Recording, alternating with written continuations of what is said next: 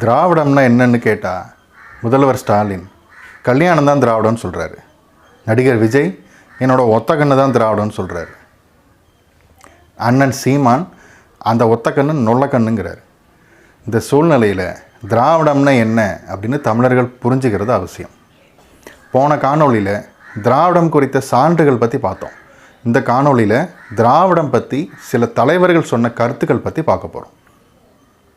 வணக்கம், நான் தமிழ் தாயின் திருமகன் ராஜேஷ் லிங்கதுரை.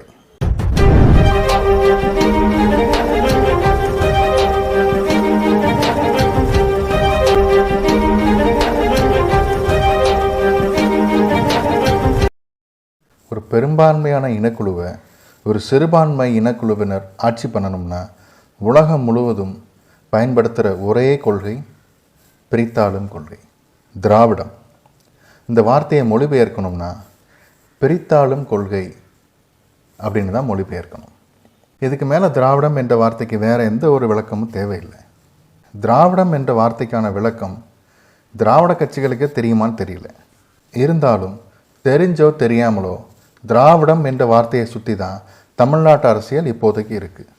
அதனால் திராவிடம்னா என்ன, அதற்கான விளக்கம் என்ன, இன்றைக்கி தெளிவாக பார்த்துடலாம். திராவிடம் என்ற வார்த்தை குறித்து சில தலைவர்கள் சொன்ன கருத்துக்கள் என்னென்ன வாங்க பார்க்கலாம். திராவிடத்தை பற்றி தமிழ் பெரியார் அயோத்திதாசர் என்ன சொல்லியிருக்கார்? அயோத்திதாசரோட கருத்துப்படி தமிழ் மொழியில் நஞ்சு எழுத்துக்கள், அமுத எழுத்துக்கள் அப்படின்னு 2 விதமான எழுத்துக்கள் இருக்குது. இதில் நஞ்சு எழுத்துக்களை தீரா விஷம்னும், அமுத எழுத்துக்களை தமிழ் அப்படின்னு சொல்லுவாங்களாம். தமிழில் ஷேங்கிற எழுத்தை டே அப்படிங்கிற எழுத்தால் நம்ம எழுதுவோம். அப்படின்னா தீரா விஷம் என்ற சொல் தீரா விடம் அப்படின்னு மாறும். தீரா விடம் என்ற சொல் ஓசை குறுகி திராவிடம் அப்படின்னு மாறிடுச்சு. இதுதான் திராவிடம் பற்றி அயோத்திதாசர் சொல்கிற கருத்து.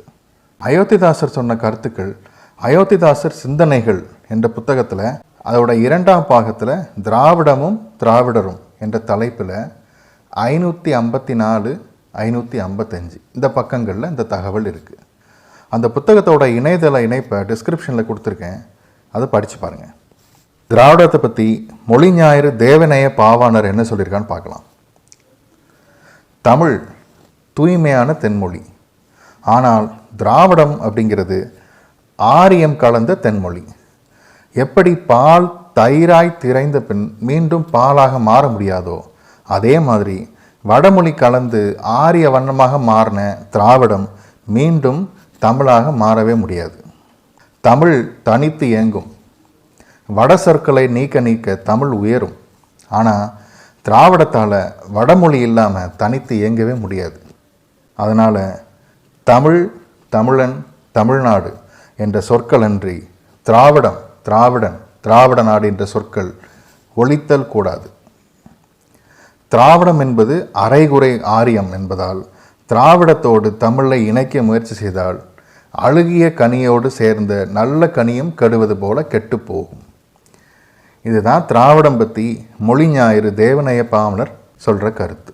நான் சொன்ன இந்த தகவல்கள் எல்லாமே பாவாணர் அவர்கள் எழுதின தமிழியற் கட்டுரைகள் என்ற புத்தகத்தில் திராவிடம் என்பதே தீது என்ற தலைப்பில் இருக்குது. அந்த புத்தகத்தோட இணையதள இணைப்பை கொடுத்துருக்குறேன், அதை படித்து பாருங்கள். திராவிடத்தை பற்றி முத்தமிழ் காவலர் கியாப்பை விஸ்வநாதம் அவர்கள் என்ன சொல்லியிருக்காருன்னு பார்க்கலாம். திராவிடம் என்பது ஒரு அழுத்தமான வடமொழி சொல்.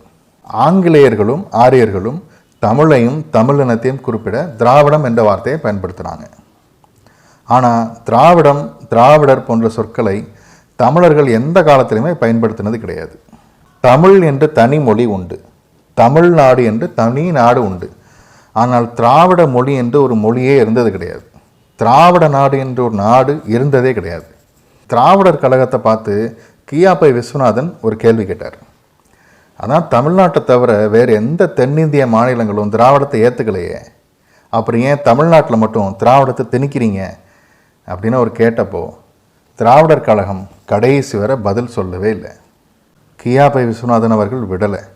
யார் திராவிடர்னு கேட்டதுக்கு திராவிடர் கழகத்தில் என்ன பதில் சொல்கிறாங்கன்னு கியாப்பை விஸ்வநாதன் சொல்கிறாரு பாருங்க. ஒரு நாள் மகாராஷ்டிரனும் திராவிடனுங்கிறான், மறுநாள் வங்காளிகளும் திராவிடருங்கிறான், அடுத்த நாள் ஆரியரை தவிர எல்லாருமே திராவிடர்னு சொல்கிறான். கியாப்பை விஸ்வநாதன் அவர்கள் சொல்கிறத வச்சு பார்த்தா யார் திராவிடன்னு இப்போ வரைக்கும் திராவிடர் கழகத்துக்கே தெரியாது போல இருக்கேன். சரி, யாருப்பா அந்த திராவிடன்? நான் யாரு எனக்கு ஏதும் தெரியலையே, என்ன கேட்டா நான் சொல்ல வழியிலையே. திராவிடத்தை பற்றி பாவலரேறு பெருஞ்சித்திரனார் அவர்கள் என்ன சொல்லியிருக்காருன்னு பார்ப்போம். கியாப்பை விஸ்வநாதம் அவர்கள் சொன்ன அதே கருத்துக்களை தான் பாவலரேறு பெருஞ்சித்திரனாரும் சொல்கிறார். பெருஞ்சித்திரன் அவர்கள் சொல்கிற சான்றுகளின்படி திராவிடம் என்றும் சொல்லே ஆரியர்கள் உருவாக்கின சொல். இந்த சொல் தமிழ் வரலாற்றிலேயோ பழந்தமிழ் இலக்கியங்களில் எங்கேயுமே கிடையாது. தமிழர் மதங்களாகிய சிவனியமும் மாலியமும் எப்படி ஆரிய கலப்பால் இந்து மதம்னு அழைக்கப்பட்டதோ அதே மாதிரி தமிழ் மொழி ஆரியர்களால் திராவிடம்னு அழைக்கப்பட்டது. திராவிடம் என்ற ஒரு மொழியோ திராவிடர் என்ற ஒரு இனமோ என்றைக்குமே இருந்தது கிடையாது. இந்து மதம் இந்தியா மாதிரி திராவிடமும் ஒரு கற்பனை பெயர். பெருஞ்சித்திரனார் சொல்கிற அந்த தகவல்கள் அவர் எழுதின வேண்டும் விடுதலை என்ற புத்தகத்தில் தமிழரசன் தம்பிகளுக்கு என்ற தலைப்பில் 294 295 பக்கத்தில் இருக்குது. அந்த புத்தகத்தோட இணையதள இணைப்பு டிஸ்கிரிப்ஷனில் கொடுத்துருக்கேன், அதை படித்து பாருங்கள். திராவிடத்தை பற்றி தமிழர் தந்தை சீப ஆதித்தனார் என்ன சொல்லியிருக்காருன்னு பார்க்கலாம். திராவிடருங்கிற வார்த்தைக்கு சீப ஆதித்தனார் சொல்கிற விளக்கம் ரொம்பவே வித்தியாசமானது. சீப ஆதித்தனார் அவர்கள் கருத்துப்படி திரிவடுகர்கள் என்ற வார்த்தை தான் திராவிடர்னு மாறி இருக்குன்னு சொல்கிறார். சரி, யார் இந்த திரிவடுகர்கள்? ஆந்திரம், கலிங்கம், தெலுங்கானம் இந்த 3 தெலுங்கு நாடுகளில் வாழ்ந்த வடுகர்கள் தான் திரிவடுகர்கள் அப்படின்னு சீப ஆதித்தனார் அவர்கள் சொல்கிறார். எல்லாருக்கும் புரிகிற மாதிரி எளிமையாக சொல்லணும்னா தெலுங்கர்கள் தான் திராவிடர்கள்.